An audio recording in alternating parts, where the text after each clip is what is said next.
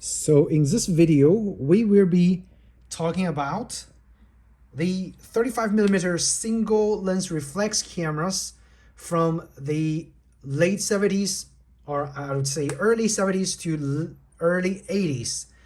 And those actually represent some of the pinnacle designs of the manual focus, auto exposure film cameras. And so as you guys know, probably in the early 80s is where the autofocus cameras started taking off and the plastic craze started to kicking. That is why some of the cameras you see here has evolved to almost plasticky from a full metal construction. So let's start with the earliest cameras that I have for you guys here.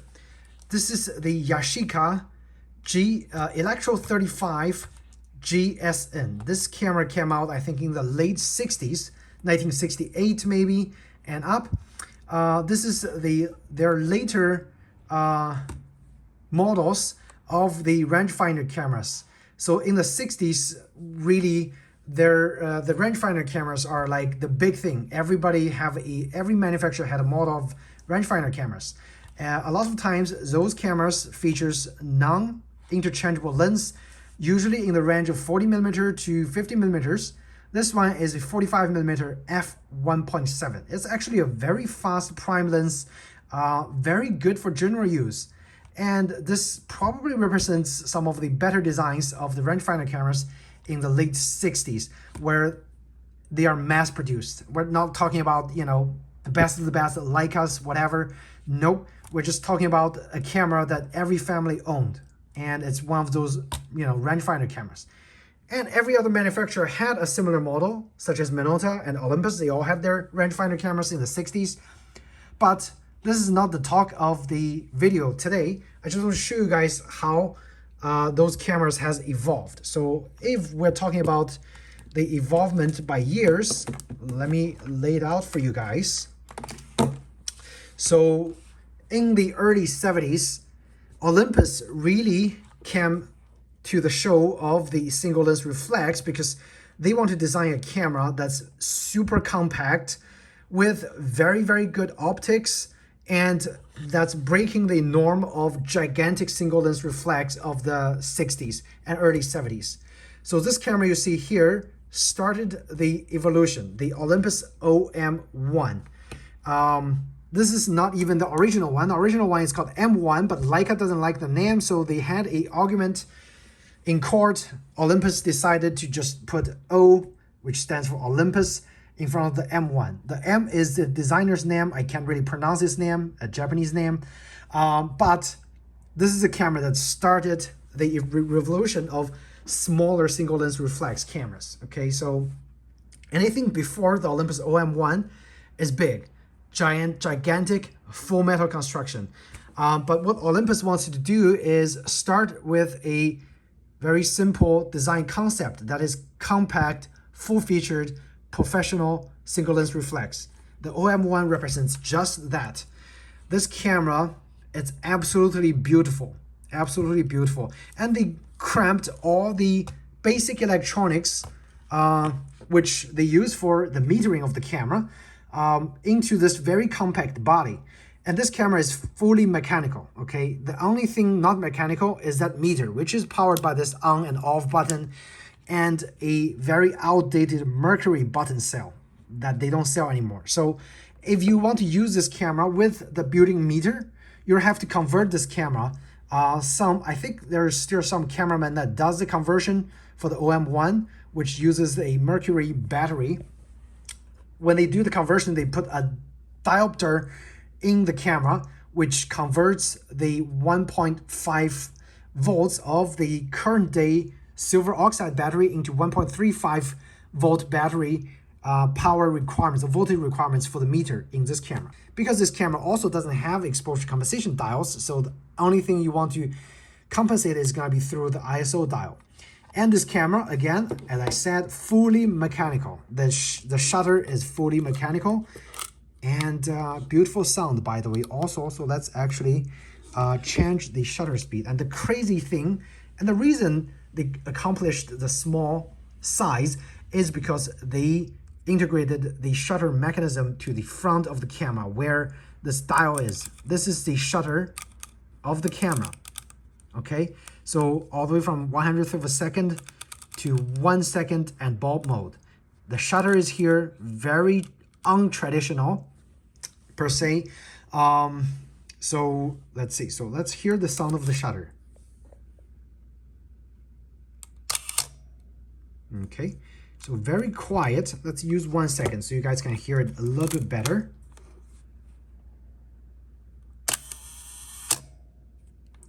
And you have a bulb mode.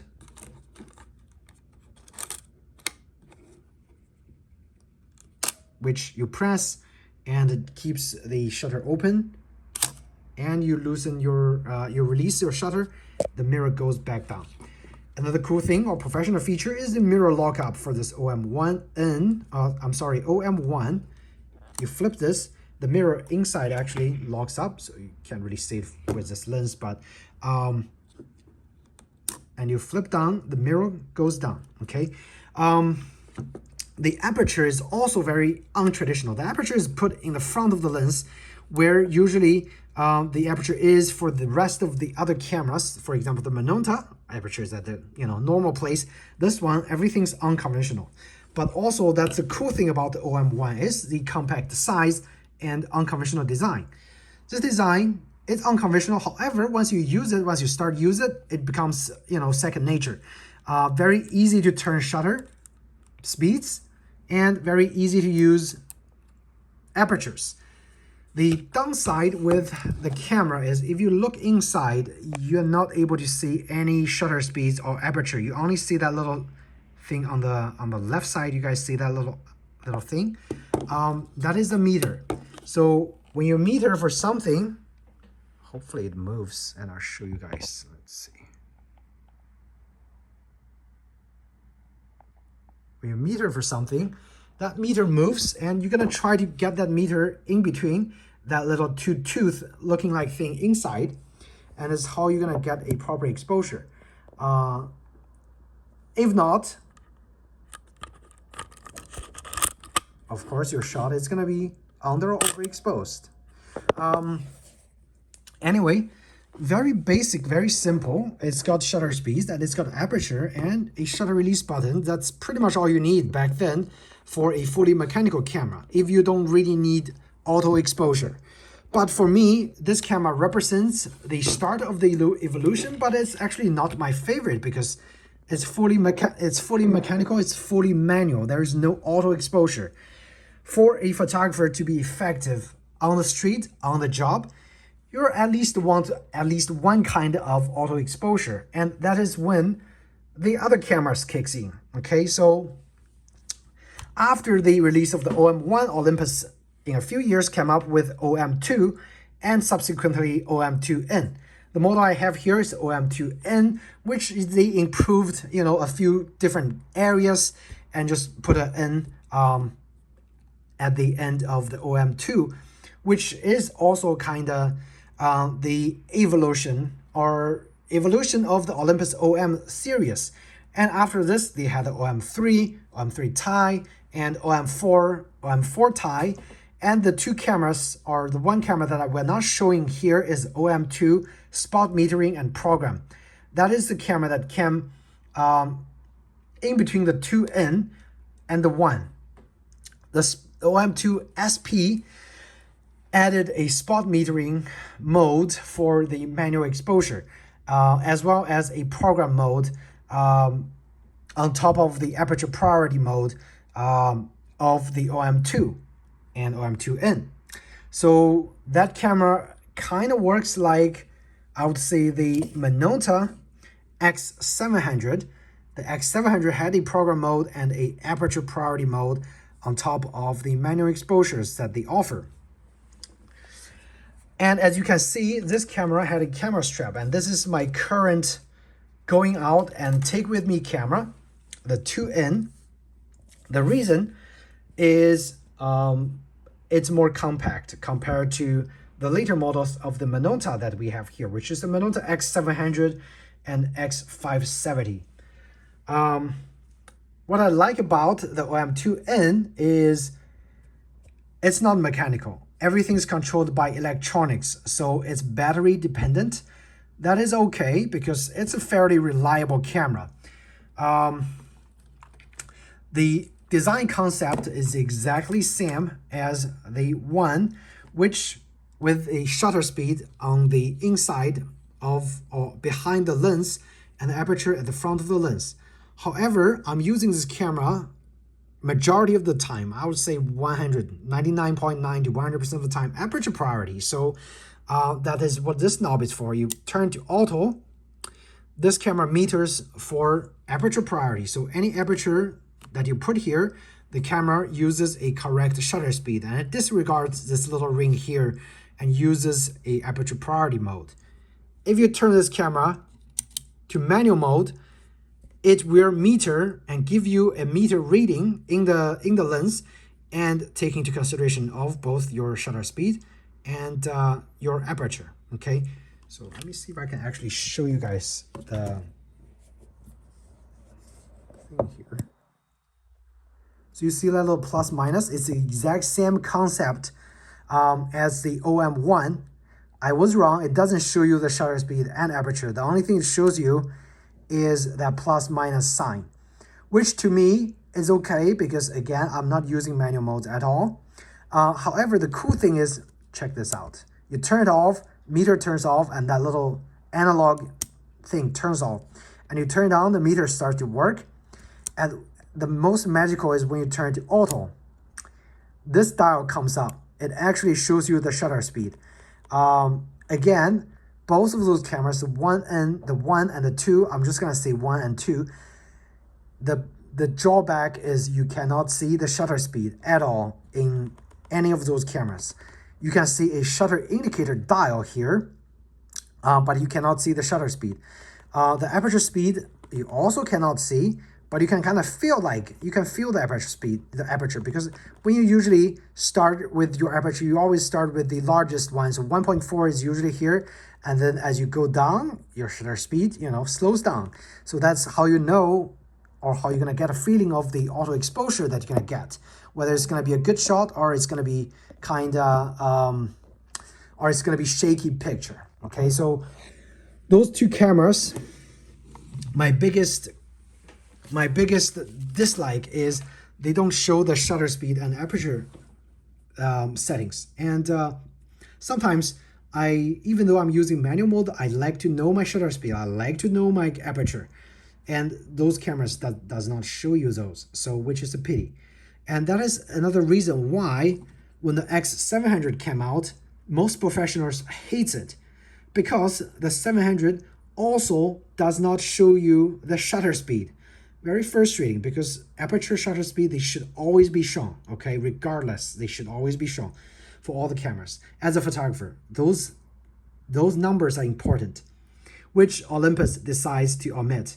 They could have, just implemented a little window to show you what the shutter speed is, at least one number. They don't show you anything here.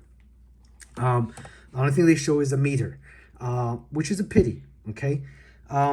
Okay, let's talk about the X700. X700 came out in the 1980s, early 80s, okay? This is a replacement to their full metal bodies, the XD7, XD/11/XD, which was their competition to kind of the OM series of the cameras from the 70s.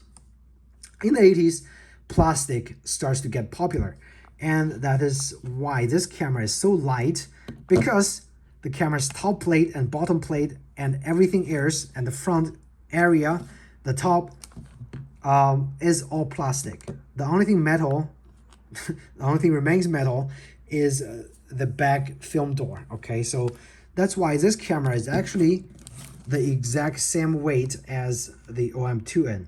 Even though it's much larger, it features a lot more electronics, it's the same weight. The Minolta cameras, the X700 and X570, by the way, those cameras are extremely similar, okay? If you ask me which camera you're gonna get, screw about the 700, get the 570.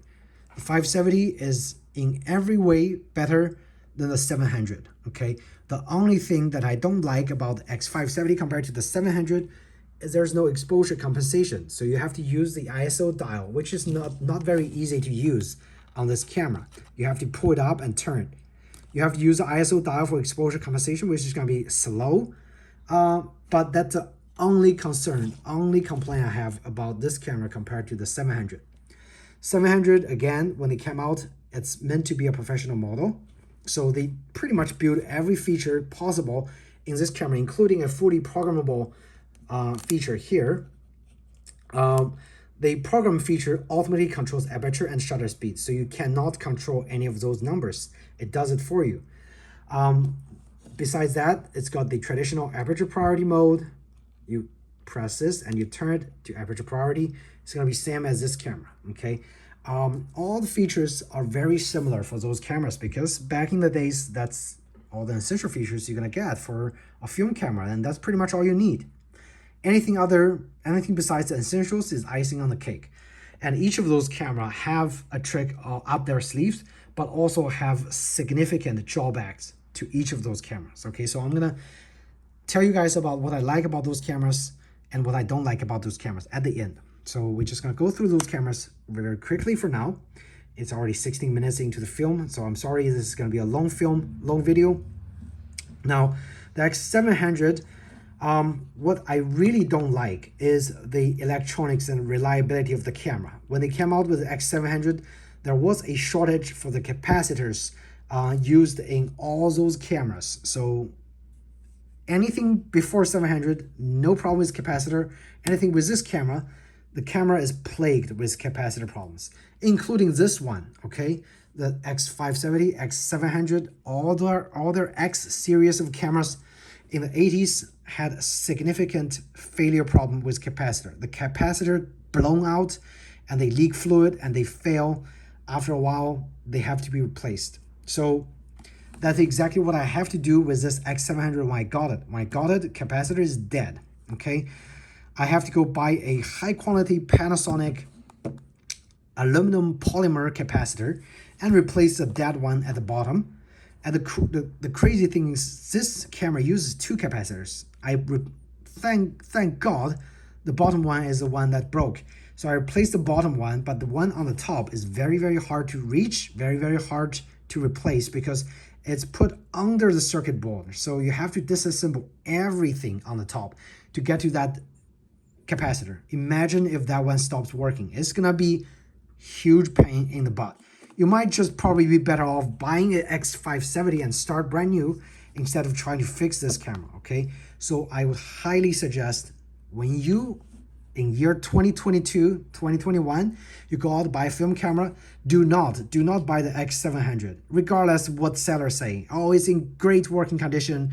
Oh, everything's fine. It's gonna bound to break and it's gonna be the capacitor. So do not get this camera, please do not. This camera right now, it's broken. Why? The battery door is corrupt and it doesn't work. I need to find a battery door for this camera for it to work again. Hassle, it's a hassle, okay? I don't want to talk about this camera. It's just not, it's very feature rich. It's not easy to fix and it breaks down for sure. So let's put this aside. Not my favorite camera. It's actually my least favorite camera out of all those cameras in the bunch. Reliability, super low, okay? Technology advance, yes, most definitely compared to the cameras of the 70s.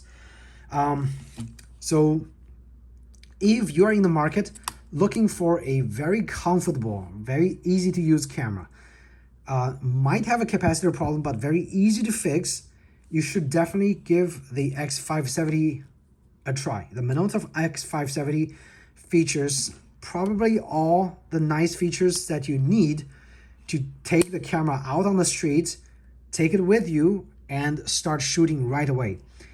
The lens, very cheap, very affordable to find, not like Olympus lens, very expensive to find good quality Olympus lens because of their compact size, okay? And they are kind of reached a collector status for a lot of their cameras, and that's why they're getting more expensive. So if you can find a good deal for Olympus OM-1, 2, 3, for less OM-1 and 2 for less than $150 in pristine condition. Get it? It's a great deal. You're gonna love the camera once you use it. Despite the quirks, nobody's not gonna like the OM2s, okay? They're just little cute cameras that doesn't stop working. X570, because they cramped more electronics into the design and because they're not Olympus, nobody can make as compact of a camera as Olympus. Okay, so Minolta came out with X570. It's again fully plastic, using the exact same mold as the X700. The only thing different is the top. They cheaped out on the material. They used more plastic for the film lever. The old one actually featured more metal parts. The X570 starts with the X570 more plastic built into the machine, okay? Because they removed the exposure compensation dial. This area got empty, so they just put the power here, which is okay. Every other feature is pretty much the same as the X70. What I really love about the X series is the exposure lock, okay? It's kind of important because with those old cameras and their central weighted metering, sometimes you want to expose for the side and then put your frame, you want to expose for the face of the model. So you put the camera on the face, you exposure lock, and then you compose and put the model on the side. You get a nice, perfect exposure for the model's face. With those cameras, it's not possible to do. So you just gotta know that the side of your model, or if you're composing with your model on the side, you just gotta know that the center area, whether you want to overexpose it or underexpose it, and then adjust your exposure compensation for the exposure. So there's no exposure lock, which is a pity on the Olympus, but really nicely implemented on the Minolta X-570 and X-700. Again, very easy to use camera, and I really have no complaints about this camera. It's pretty, take the camera and you can start shooting right away. Very easy to understand dial, very traditional layout with your aperture at the usual place, your lens focusing in the front, and you usually have your ISO on the side here, film winding knob, you open up the film door, and all those setups are very traditional, okay? All those cameras in those days, even the untraditional one, you should be able to use it right away once you get the camera. They're much, much easier to use than a digital camera, okay? So I want to sum up this video and just tell you guys, if you enjoy film photography, just buy a camera in good condition that have a aperture priority exposure feature. That is a feature that you really need if you're getting into film photography. You don't want a camera that's fully manual, okay? You don't. That camera is reserved for die-hard old mechanical perfection fans that just wants to turn dials, okay? If you want a camera to be able to compose, you want to spend time to compose your subject, you want to spend time to not have to worry about your shots over and underexposed, you want a aperture priority camera. The only thing you need to do with a aperture priority camera is you need to focus. That's your only thing manual that you can control, and you're gonna have joy controlling, okay? So any of those cameras represents kind of the best design of their days. So let's talk about the pros and cons of the cameras. Start with the rangefinder of the 60s. So the pro is the rangefinder is very bright. It's not as dark as a single lens reflex camera when you have to compose a picture through the rangefinder. The cons is exposure mechanism is kind of primitive, probably sometimes less accurate compared to the SLRs. This one actually features a exposure meter somewhere here. So it's not TTL through the lens.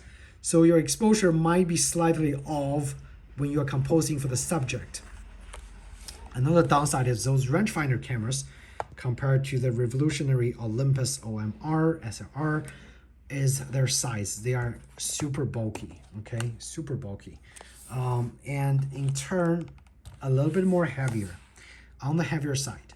So those are the downsides, and lens are usually not interchangeable, so you're stuck with a standard lens. I'm not saying that they're not gonna do a good job. You're not gonna be able to capture a lot of architecture details. If you're traveling, you want to take a picture of the building and the grand scheme of landscape, you cannot do that because this lens is not wide enough. The nice feature is they are simple. The good thing, they are very simple, very reliable. This one, even though it features a aperture priority, exposure, it's pretty much, again, still point and shoot, so very easy to compose your shot. This camera features a parallax correction and a very nice rangefinder view for focusing. So when you focus, there's two images lined up in the center. All you have to do is line up those images, and it takes a very nice focused picture for you, okay? Plus auto exposure. The OM-1n, again, it started the revolution of the small compact SLRs in the early 70s. It's fully mechanical. The good part about this one is you don't need a battery to operate. The downside about this camera is you need a specialized battery, or you need to modify this camera, which means added expense. Another downside is, or not necessarily downside, it doesn't have aperture priority, so your workflow is gonna be a little bit slower because you got a meter in here. You can kind of get a good exposure, and then you have to set your aperture and shutter speed. You don't have to take your eyes off the screen when you do those. However, those numbers are not shown to you, so you're missing out on knowing what your settings were. But very, very reliable.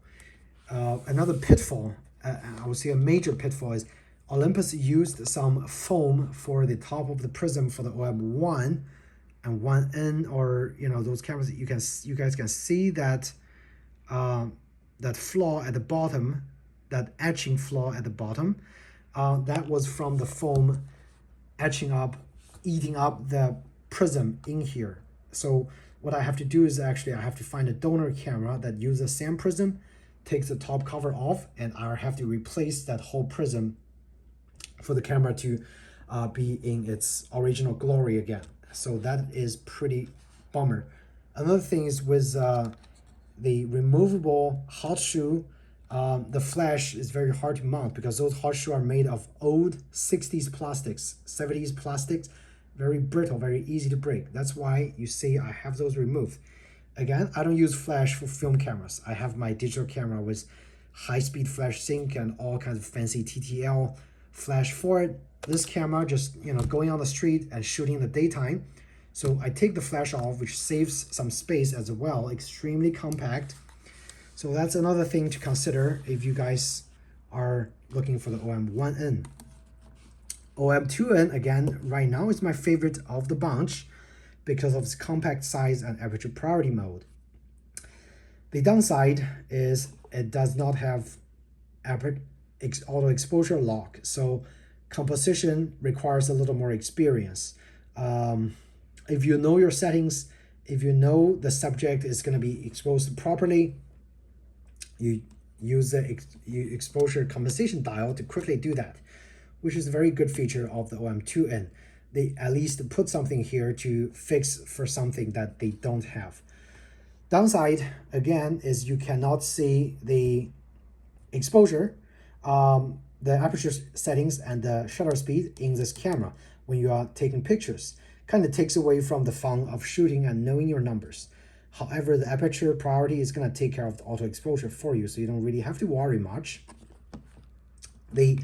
Another crazy thing is this camera does not have an off button. So if your film is cocked and you accidentally press the shutter, it's going to take a picture, even if you put the power into off. This button, again, is only for the meter, okay? It have nothing to do with the rest of the mechanic stuff. when you press the button, the meter is still gonna work even in the off position.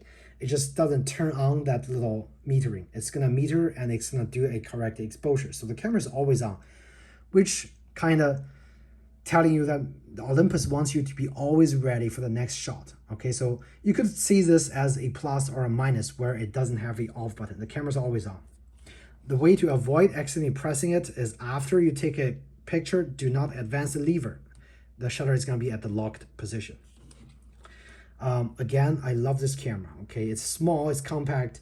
Even though viewfinder is not as good as a larger camera, it's more than enough for general street photography. The cameras of the 80s, the X-570, X-700. Again, I do love the X-570. In fact, once I finish shooting the rolling here, I'm going to take this camera out and use this camera for my general on the street, going anywhere purpose. The good thing about this camera is it's also very lightweight. It's not as heavy as those. Why? Because it's made of plastic mostly. And it's much more comfortable to hold. Why? Because Minolta, and it's because it's plastic, they can have a really nice plastic mold built in here. So my hand have a very nice grip over here. It doesn't slip as easy as say the OM-1 or the OM-2. When you're holding the camera, it's actually very fatigued if you're holding the camera for a long time because it doesn't have the grip. Kudos to Minolta for designing for human, okay? And kudos for Olympus for designing for portability. But this grip is actually very comfortable and it's very essential because it's very easy and nice to hold. Very secure grip. Everything, the button placement on this camera, and because it's got more space to play around with, all the button replacement is actually very logical. The shutter button is kind of easy to reach. I kind of wish it's in the front, but it's not. It's right here. But again, it's easy to reach. Also very reliable once the capacitor problem is fixed.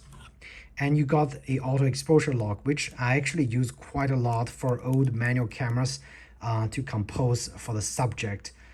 Expose for the subject and compose differently. Those features are very important.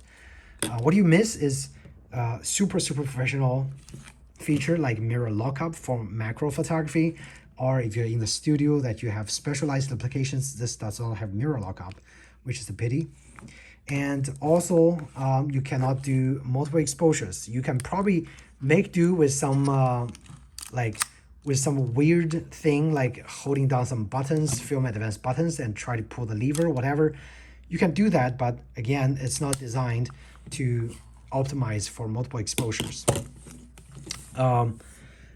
Metering, all those cameras central weighted metering, so not gonna be much difference when it comes to correct exposure.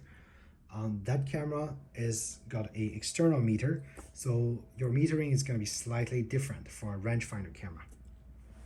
Okay, I don't want to talk about the X700 besides the fact that the program mode is pretty much nobody uses program mode. If you are a photographer, you know what I'm talking about. Most people is going to be on aperture priority. So if you are a super newbie, you might find program mode useful. However, I think it's kind of a design waste. They should have included a shutter speed priority mode.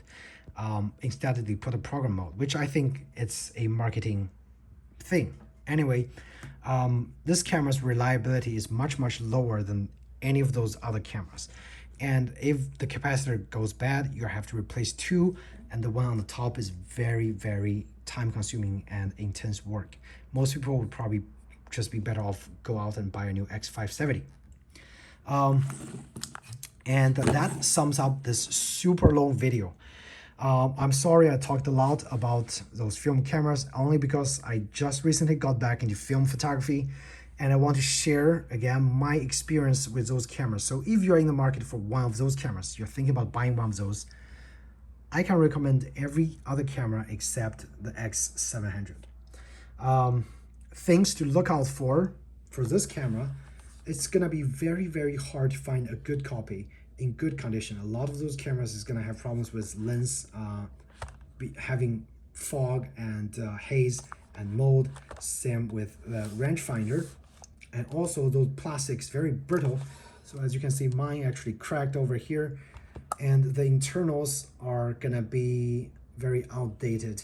So reliability is not gonna be very high on this camera. However, whenever it works, it should work. The reliability of those cameras, I'm very confident they are very reliable in the long run.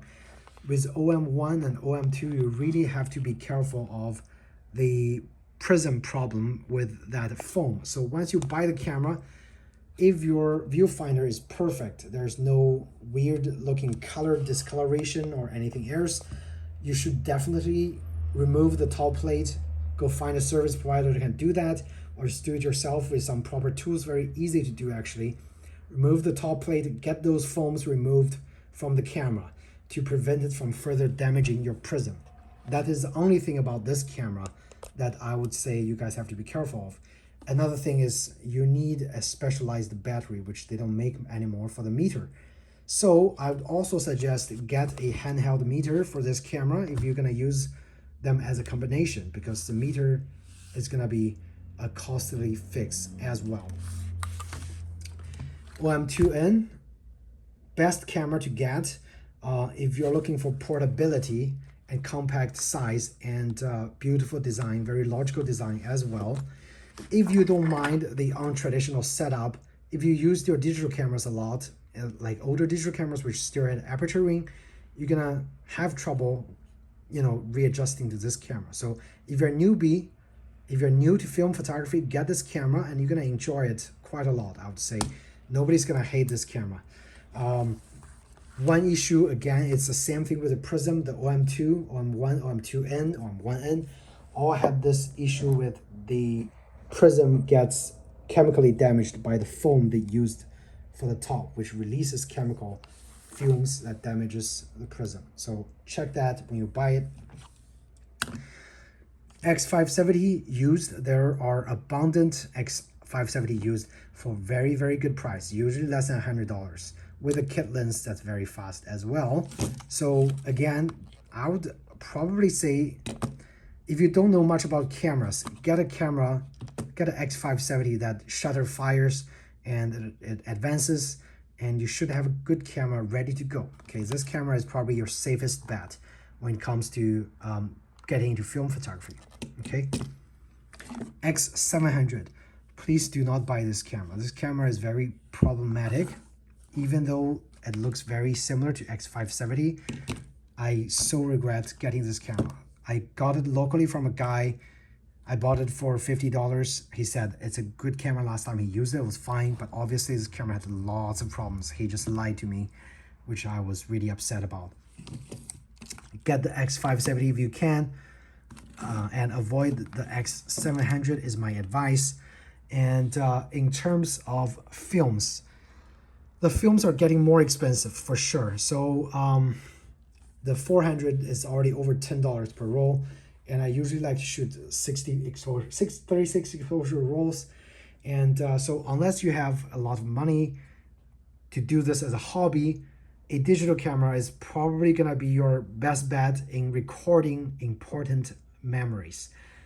You're only getting to film because you are like me, trying to find that nostalgic look, that good old feeling when you were in film school, and the joy of looking through the scans of the slides and the negatives, and just in general enjoying the mechanical beauty of all those manual focus single lens reflex cameras.